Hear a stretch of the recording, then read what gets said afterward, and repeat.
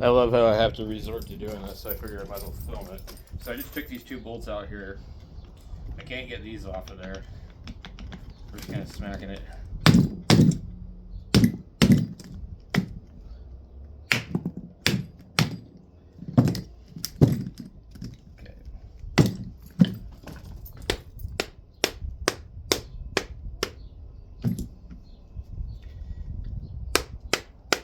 These things are actually fairly heavy.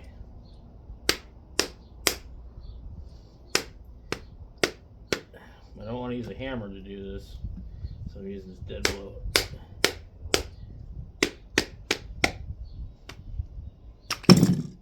Okay, so now that we've got that apart, pull that out of there. We can see there's rust in here.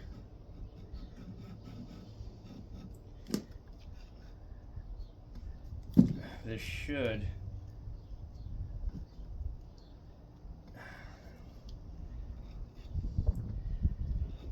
so what I'm thinking we're going to end up doing, this doesn't look too bad, we're just going to end up cleaning it up, and bearings are good, that one's not good.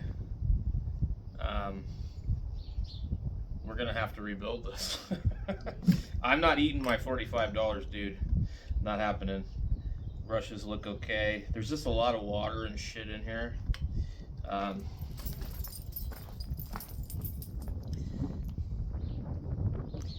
Let's see. Oh, it's really hard to get this on the subject here. So we got a lot of cleaning to do. I'm going to see if I can get it to come back. Yeah, I mean, you know, it's $45. I can't get it back. So, we're gonna need wire brush.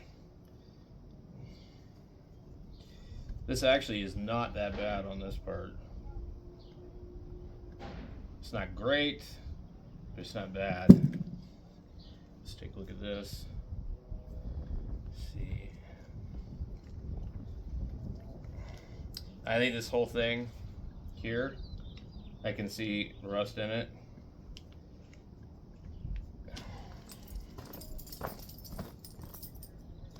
So we're gonna have to soak this in some shit. This is like a truck that was from some other state or something. So, yeah, we're gonna just we'll do our best with this. So I'm gonna pour I'll probably actually use diesel in it. Actually, it'd probably work the best because gas and stuff like that isn't really as effective. So what I might do is just get a gallon of diesel from the gas station. Just set this frickin' thing right in it. Ain't no getting that damn thing off of there.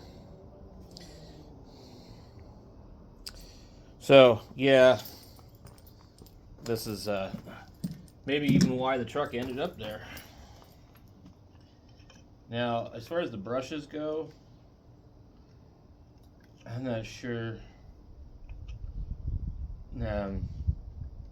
how in the hell you would get this thing all back together.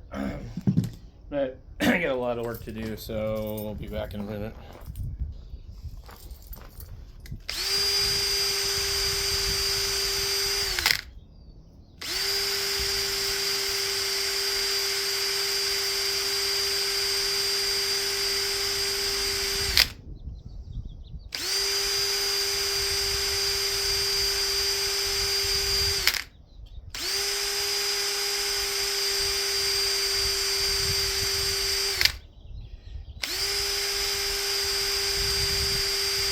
We're not going to get it all off, but we're just going to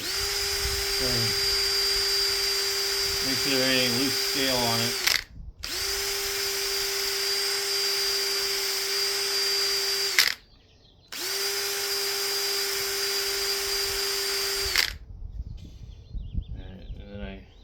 like this. Kind of spun that part of the bearing. Let it stay off of the armature.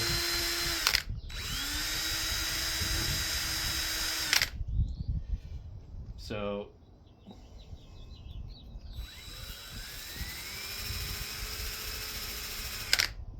there really isn't any indication what happened here, but I think somebody left this in a bucket of water or something. They pulled the starter. Yeah, it sat in a puddle.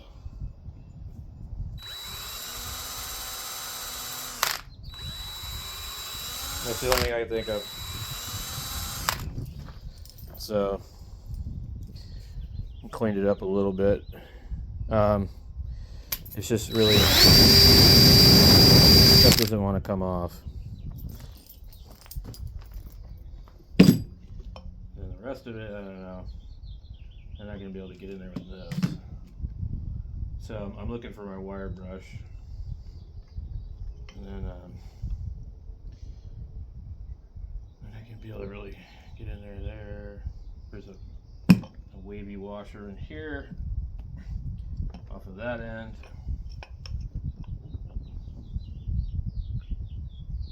I think this was right there. So these can be really tricky to put in.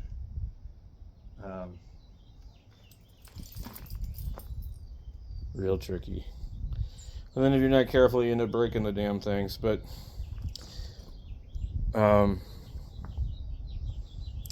yeah, so I think this is good. I just have to get this other part lubed up. I think that's probably 90% of the problem is the other part.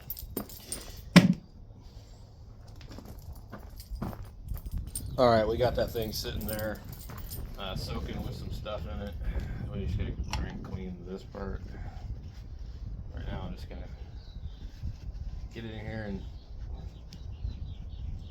just try and get some of it off of here without doing anything weird. I don't want to scrape anything in here. And let's see here. So this was an Ultima, I think, rebuilt or new. It says new right here. It says made in the USA. Interesting. Anyway, these aren't terribly complicated, but just, you know, when they're full of rust and crap. I don't know what they did at the junkyard. I don't know why they took that terminal off.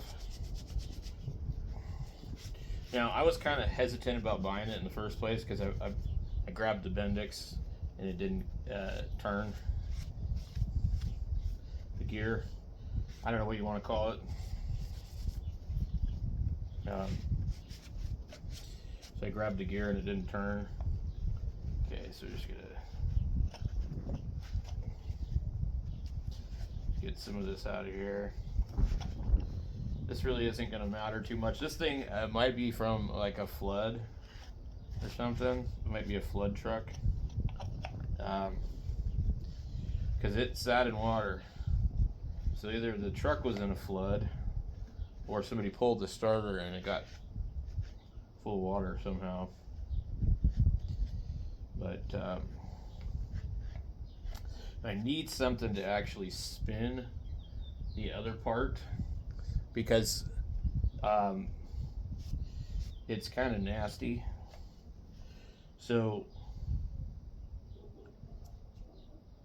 down in here, I don't know, I might put some lube in there, but the other part, I got it sitting in the sun and hopefully that'll help. But I need something that goes about that big to attach to the end of the starter, and so I can manually spin it. And when you can do that, then you can pour oil or diesel in it and kind of circulate that through and then flush it and dump it out to get the debris out of there, because there's debris in it.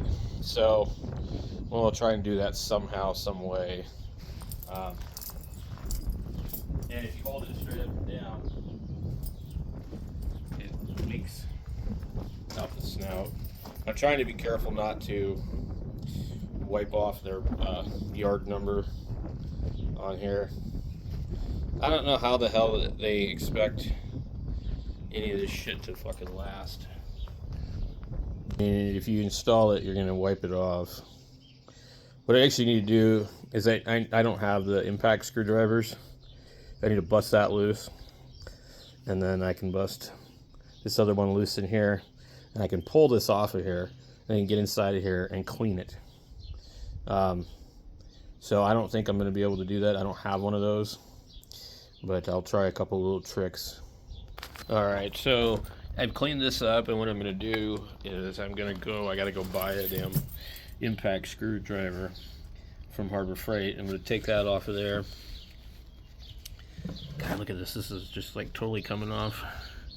There's no way you would mount this in your truck with their 6-month warranty that I paid extra for.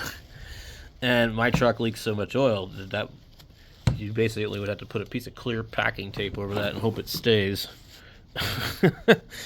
Basically, by the time, if I ever had to warranty it, boy, that's loose, I'd be screwed. These all look like they've been messed with before. And I don't even have that size screwdriver anymore, but I get another one down in there, and that one's going to be rough. So I'm just going to go to Harbor Freight and spend $8 on one. So I'll do another video when I tear it apart.